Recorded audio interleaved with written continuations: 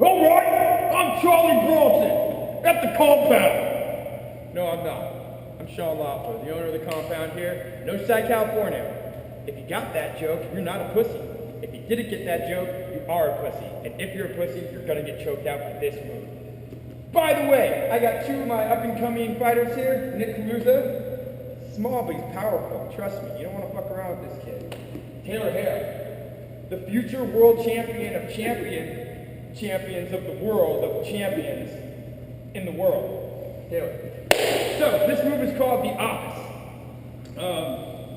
Steve Carell is actually my uncle, and he was saying at Thanksgiving dinner, why don't you name a choke after me? No, it's because there's two moves. One's called the paper cutter, one's called the staple, and they're both incorporated in this move. So now, all joking aside, let's get to the meat and potatoes and show you how to choke a pussy out. Knee on belly position.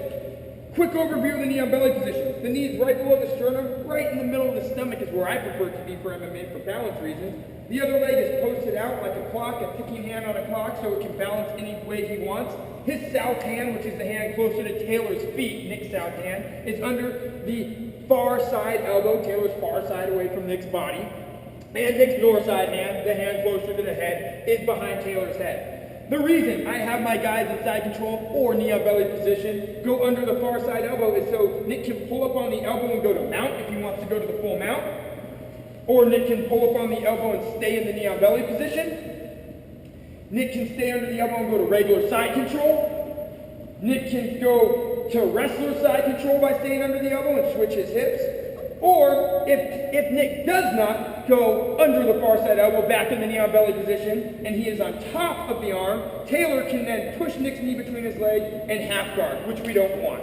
That's why we stay under the far side elbow. So back to the knee on belly position to walk through the office choke, as I call it here at the compound in Oceanside.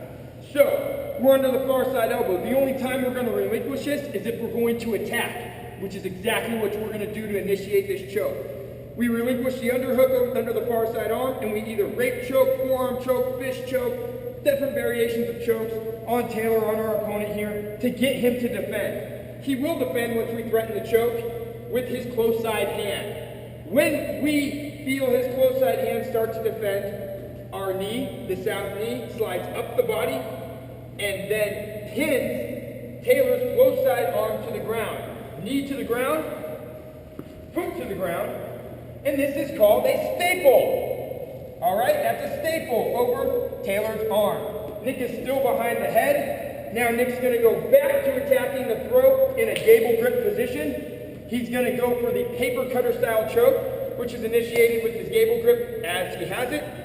He's going to keep his radial bone, which is this bone right here, the hitchhike bone pointed up. That's going to cause the pressure on his trachea and on his carotid arteries.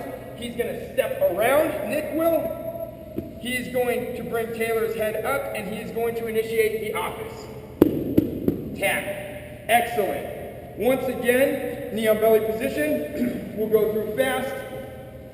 Knee on belly, under far side arm, threaten the choke. Taylor defends, block the knee, staple the arm, step over, paper cutter, office choke. Thank you very, very much. This is Nick Kaluza, Taylor Hale. I'm Sean Loeffler at the compound. We'll see you next week, folks.